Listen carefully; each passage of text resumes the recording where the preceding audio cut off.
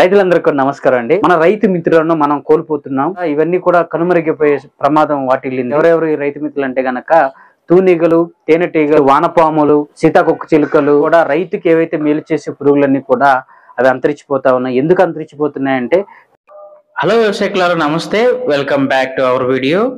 గత షార్ట్స్ లో మనం రైతు మిత్రులను కోల్పోతున్నాం అన్న వీడియోని చేయడం జరిగింది. ఆ షార్ట్ కి కంటిన్యూస్ గా ఇప్పుడు ఈ వీడియో డీటెయిల్ గా ఇందులో ఉంటుంది. దీని గురించి మనం మాట్లాడుకుందాం. ఇక్కడ మన రైతులందరూ కూడా డీటెయిల్ గా అర్థం కావడానికి నేను కొంచెం వర్గీకరణ చేశాను. ఇది 3 విధాలుగా చేశాను. ఒకటి వచ్చేసరికి మనకి పురుగులను తినేవి. ఇవి పురుగులను తిని రైతుకు మేలు చేస్తుంటాయి, అందుకని వీటిని పురుగులను తినేవి అని నేను జస్ట్ మనకు అర్థం కావడానికి పెట్టాను. ఇందులో వచ్చేసరికి సాలిడ్లు, అక్షింతల పురుగు, కందిరీగలు, తూనీగలు, గొల్లబామలు, చీమలు, గబ్బిలాలు, పక్షులను నేను చేశాను. ఇంకా రెండో విధానం వచ్చేసరికి ఫలదీకరణకు ఉపయోగపడేవి, అంటే ఫలదీకరణ చేసేటానికి ఉపయోగపడేవి అన్నమాట. ఇందులో తేనెటీగలు, నెక్స్ట్ సీతాకోక చిలుకలు, లాస్ట్ వన్ వచ్చేసరికి కెమురినికస్, ఇది పామ్ ఆయిల్ ఎక్కువ వస్తుంటుంది. ఇంకా వచ్చేసరికి థర్డ్ పాయింట్ ని నేను ఇతరులు అని పెట్టాను. ఇతరులు అంటే ఏమి లేదు, ఇవి ఏవైతే ఈ పురుగులను తినేవి కాకుండా ఫలదీకరణ ఉపయోగపడేవి కాకుండా మిగతావి ఏవైతే ఉన్నాయో వాటిని ఇతరుల కింద వేసాను. ఇందులో ముఖ్యంగా వానపాము, పాములు. ఇక డీటెయిల్ గా ఈ 3 కూడా ఒకసారి మనం చూస్తే పురుగులను తినేవి, ఫలదీకరణకు ఉపయోగపడేవి, మూడోది ఇతరములు. ఇక వీడియోలోకి వెళ్ళే ముందు ఒకసారి ఇంటర్వ్యూ చూసేద్దాం.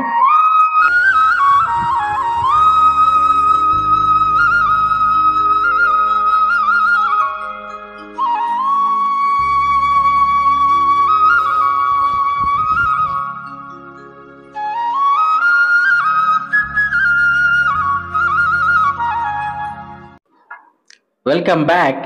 ఇక ఈ వర్గీకరణలో మనం మాట్లాడుకున్నాం కదా, ఒక్కొక్క మిత్రుని గురించి డీటెయిల్ గా మాట్లాడదాం.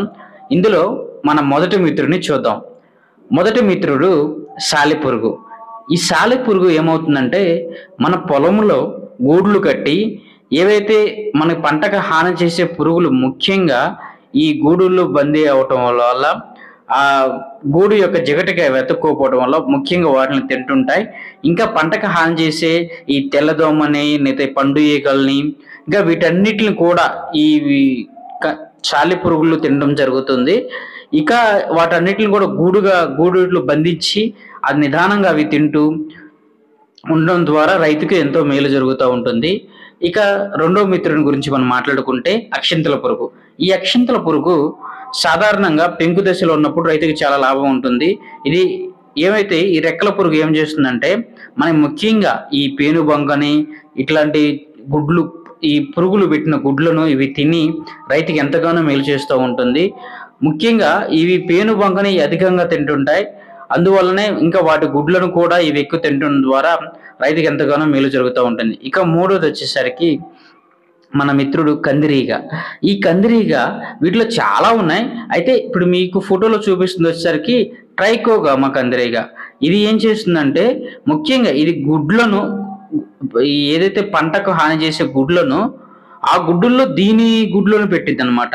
ఆ తర్వాత దీని గుడ్లు అది అందులో లార్వా డెవలప్ అయిపోయి ఆ గుడ్డులో ఉన్న దీని యొక్క పిల్ల ఆ గుడ్లో ఉన్న రసం మొత్తాన్ని తినేసి, ఈ తర్వాత మీరు చూస్తే ఇక్కడ ఫోటోలో ఈ ఏదైతే ఇది టైకోగామా పిల్ల ఏదైతే ఉందో అది పెద్దదయ్యి ఆ గుడ్లో ఉన్న రసాన్ని మొత్తం వాడుకొని బయటకు వచ్చేస్తుంది. ఆ విధంగా ఆ గుడ్లను నాశనం చేయడంలో ఇది తిట్ట అనమాట. ఇప్పుడు చూపిస్తున్న ఫోటో మీకు ఏమైనా ఐడియా ఉంటే కామెంట్ చేయండి. ఇది రెక్కల పురుగు వచ్చు, అదే దాని లార్వా వచ్చేసరికి మనకు వేరు పురుగు అనమాట. ఈ వేరు పురుగులో కూడా ఇది గుడ్లు పెడుతుంది. మీరు ఇక్కడ ఫోటోలో చూస్తే ఈ లార్వా పైన దానికి హోల్ చేసి అందులో గుడ్లు పెట్టడం ద్వారా దాని నుంచి వచ్చిన పిల్ల పురుగులన్నీ బయటకు వస్తున్నాయి. మీరు ఈ ఫోటోలో చూస్తే క్లియర్ గా ఇట్లా ఈ విధంగా ఇది లార్వా దశను, గుడ్లు దశను కూడా ఈ కందిరీగలు మనకి రైతుకు మేలు చేస్తూ ఉంటాయి, నాశనం చేసి. ఇక నాలుగో మిత్రుడు వచ్చేసరికి తూనీగలు. ఈ తూనీగలు కూడా ఏం చేస్తాయంటే రైతుకు హాని చేసే పురుగులను, ఏవైతే పంట పొలానికి హాని చేసే పురుగులను ఇవి పొలంలో తిరుగుతూ వాటిని పట్టుకొని చంపి తింటూ ఉంటాయి. మీరు అక్కడ ఫోటోలో చూస్తే ఆ మ్యాగట్స్ కానివ్వండి, అంటే ఈ ఏవైతే ఈ పురుగులు అక్కడ వీడియోలో కూడా క్లియర్ డీటెయిల్ మీకోసం చిన్న క్లిప్ పెడుతున్నాను చూడండి. ఇక్కడ ఈ వీడియోలో అది ఎంచగా తింటుంది పురుగులన్నిటిని కూడా. ఇక 5వ మిత్రుడి గురించి మనం మాట్లాడుకుందాం. ఈ 5వ మిత్రుడు గొల్లభామ. మనందరూ తెలిసే ఉంటుంది. ఈ గొల్లభామను అక్కడక్కడ కూడా మనం చూసి ఉంటాం. ఈ గొల్లభామ కూడా ఇవి చాలా రకాలు ఉన్నాయి. మనకి ముఖ్యంగా ఏవైతే పంటకు హాని చేసే ఈ కీటకాలనే ఇవి పట్టుకొని తింటుంటాయి. ఇక 6వ మిత్రుడు చీమలు. ఈ చీమలు మనం తక్కువ అంచనా వేయకూడదు. చాలా రకాల మనకి బెనిఫిట్స్ ఉంటాయి. ఈ చీమలు ఏవైతే పంటకు హాని చేసే పురుగులను ఇవి కూడా తింటుంటాయి. ఇక్కడ మీరు వీడియోలో చూస్తే ఆ లార్వాను ఇవన్నీ తీసుకెళ్తూ ఉంటుంటాయి. అక్కడ స్పైడర్ను కూడా తింటున్నాయి, చూడండి మీరు క్లియర్ గా. అయితే ఈ చీమలు కొన్నిసార్లు పేను బంగతో బిజినెస్ డీల్స్ కుదుర్చుకొని దాని నుంచి వచ్చే తీయటి పదార్థాన్ని తీసుకొని ఆ పేను బంకల్ని రక్షిస్తూ ఉంటుంది. ఇక్కడ ఈ చీమలో మనం ఈ విషయాన్ని గమనించాలి. ఇక మనకి తర్వాత మిత్రుడి గురించి మనం మాట్లాడుకుంటే గబ్బిలాలు. గబ్బిలాలు ఏం చేస్తాయంటే రాత్రులు తిరుగుతూ ఏవైతే పంటకు హాని చేసే మిడతలను, ఈ యొక్క రెక్కల పురుగులు నైట్లు ముఖ్యంగా రాత్రులు తిరుగుతుంటాయి. ఆ రెక్కల పురుగులను ఇవి ఏరుకొని తింటుంటాయి. ఇక 8వ మిత్రుడి గురించి మనం మాట్లాడుకుంటే పక్షులు. ఈ పక్షులు ఏవైతే లద్దె పురుగులను ఎక్కువగా తింటూ మనకి రైతు ఎంతగానో మేలు చేస్తుంటాయి. అందుకని మనం పక్షి స్థావరాలు పెట్టాలని చాలా అన్ని విషయాల్లో చెప్తా ఉంటాం. ఈ పక్షి స్థావరాలు చాలా ఇంపార్టెంట్. ఇక 9వ మిత్రుడి గురించి మాట్లాడుకుంటే తేనెటీగలు. మనందరూ తెలిసిన మిత్రులు వీళ్ళంతా కూడా. వారి కోసం వారు తేనె సమకూర్చుకుంటూ మనందరూ కూడా అవి పంచిపెడుతూ ఉంటారు. అయితే ఈ సమకూర్చునే సమయంలో ఈ తేనెటీగలు పువ్వుల్లోంచి మకరందం కోసం వెళుతూ వాటితో పాటుగా ఈ పుప్పొడిని కూడా ఒక పువ్వులోంచి ఇంకో పువ్వులో తీసుకెళ్తూ అక్కడ ఫలదీకరణ చేసేలా ఉపయోగపడుతుంటాయి. ఇంకా 10వ మిత్రుడి గురించి మనం మాట్లాడుకుంటే ఈ మిత్రుడి పేరు కెమోరోనికస్. అంటే ముఖ్యంగా ఇతను పామాయిల్ ఉన్న వ్యక్తులకైతే ఎక్కువ తెలుసు. ఎవరైతే పామాయిల్ సాగు చేస్తున్న రైతులకు ఎక్కువ తెలుసు. ఇతన్ని ఇంపోర్ట్ కూడా చేసుకుంటారు. ఏంటంటే ఫలదీకరణ ఉపయోగం కోసం. అంటే ఈ బాగా ఏవైతే ఉన్నాయో ముఖ్యంగా ఈ పామాయిల్ తోటల్లో అవి పూలు చాలా గట్టిగా ఉంటాయి. వాటిని ఫలదీకరణ చేయాలంటే కంపల్సరిగా మన కెమోరోనికస్ మిత్రుడు చాలా అవసరం. అందుకే ఈ మిత్రుడిని కొన్ని దేశాల నుంచి ఇంపోర్ట్ చేసుకొని తోటల్లో వదిలి ఆ పామాయిల్ని ఎక్కువగా వచ్చేలాగా చేస్తూ ఉంటారు. ఈ మిత్రుడు పామాయిల్ రైతుకు చాలా ఉపయోగకరం. ఇక 11వ మిత్రుడి గురించి మనం మాట్లాడుకుంటే సీతాకోచిలుక. మనందరూ తెలిసిందే. ఈ సీతాకోచిలుక కూడా ఈ పువ్వుల్లోని మకరందం కోసం పుప్పొడి కోసం వెళ్తున్నప్పుడు ఆ ఒక పువ్వు నుంచి ఇంకో పువ్వు తీసుకెళ్ళడం కూడా అక్కడ ఫలదీకరణ జరుగుతూ ఉంటుంది. ఇక 12వ మిత్రుడి గురించి మనం మాట్లాడుకుందాం. వానపాము. మనందరూ తెలిసిందే. ఈ వానపాము రైతుకి ఎంత మేలు చేస్తుందంటే ఏవైతే భూమిలో ఆర్గానిక్ వేస్ట్ ఉందో దాన్ని అన్నిటిని కూడా ఇవి తిని మట్టిని విసర్జించి మంచి సారవంతమైన మట్టిని, అందులో మంచి మినరల్ కంటెంట్ ఉన్న మట్టిని విసర్జిస్తాయి. అయితే రాను ఇప్పుడు రసాయన ఎరువులు ఎక్కువ వాడటం ద్వారా ఈ మన మిత్రుడిని ఎంతగానో కోల్పోతున్నాం. ఎందుకు రసాయన ఎరువులు వాడటం ద్వారా అంటే మన మిత్రుడికి పైన మ్యూకస్ మెంబ్రేన్ అని ఒక జిగటి పదార్థం ఉంటుంది.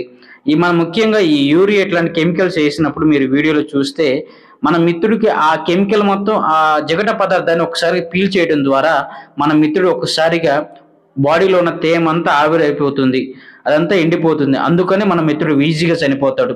ఇప్పుడు ఎక్కడైతే మనకి ఎక్కువగా సేంద్రియ పద్ధతులు చేసిన దగ్గర మన మిత్రుడు ఎక్కువ దొరుకుతుంటాడు. ఎక్కడైతే రసాయన ఎరువులు ముఖ్యంగా యూరియా ఇట్లాంటివి ఎక్కువ వాడటం ద్వారా ఆ పొలాల్లో మన మిత్రుడు అసలు కనిపించడు. ఇంకా 13వ మిత్రుడు గురించి మనం మాట్లాడుకుందాం. ఈ 13వ మిత్రుడు మీకు అందరూ తెలిసిన వాడే. ముఖ్యంగా ఇతను చూస్తే అతను ఎవరు ఏంటని తెలియకుండా మనం ఒకటే బాదుతాం, చంపేస్తాం. అయితే ఇందులో వీరు కూడా రైతుకు మేలు చేసే మిత్రులే. ఈ మిత్రులు ఏం చేస్తారంటే మనకి ఏవైతే పంట నష్టం కలుగజేసే ముఖ్యంగా ఎలుకలను, చిన్నపాటి పురుగులను ఇవి తింటుంటాయి. ఈ మిత్రులు ఈ ముఖ్యంగా ఎలుకలను తిని రైతుకి ఎంతగానో మేలు చేస్తుంటాయి. అయితే ఇవన్నీ తెలియక మనం వాటిని చూసినవన్నీ చంపేస్తూ ఉంటాం. అయితే ఇప్పటి వరకు మన మిత్రులు ఎవరో చూసాం. మరి మన మిత్రులను కోల్పోవడానికి ముఖ్య కారణాలు ఏంటో ఇప్పుడు చూద్దాం. ముఖ్యంగా ఇందులో మన మిత్రులను కోల్పోవడానికి ఒకటి విచక్షణ రహితంగా పురుగు మందులు పిచికారి. విచక్షణ రహితంగా ఎందుకన్నానంటే చిన్నదానికి కాని దానికి రసాయనిక పురుగు మందులను పిచికారి చేస్తున్నాం. ఈ చేయటం ద్వారా ఏవైతే పంటకి హాని చేసే వాటి కాకుండా మన మిత్రులు కూడా మనం కోల్పోతున్నాం. ఇక రెండవది అధిక మోతాదులో రసాయన ఎరువులు వాడటం. ఎందుకు అధిక మోతాదు రసాయన ఎరువులు వాడడం అని చెప్తున్నానంటే, ముఖ్యంగా ఇప్పుడు మనం ఈ వానపాముని కానీ ఇట్లాంటి ఏవేమి చూస్తే మనం ఈ అధికంగా రసాయన ఎరువులు వాడడం ద్వారా పంట త్వరగా వీక్ అయిపోయి పురుగులు ఎక్కువ వస్తుంటాయి. ఇప్పుడు మనం పురుగు మందులు ఎక్కువ కొడుతుంటాం, మన మిత్రులను కోల్పోతుంటాం. అది గైస్, ఇప్పటి వరకు ఈ వీడియో అంతా కూడా మీకు నచ్చినట్టయితే అందరూ లైక్ చేయండి, షేర్ చేయండి, తోటి రైతులు కూడా ఈ విషయాన్ని మీరు చెప్పండి. ఈ వాల్యుబుల్ ఇన్ఫర్మేషన్ కూడా అందరితోనూ షేర్ చేసుకోండి. Until then, bye. See you in the next video. Bye. Jai Jawan, Jai Kisan. వ్యవసాయకుడు యూట్యూబ్ ఛానల్ సబ్స్క్రైబ్ చేసుకోండి. సబ్స్క్రైబ్ చేసుకోండి.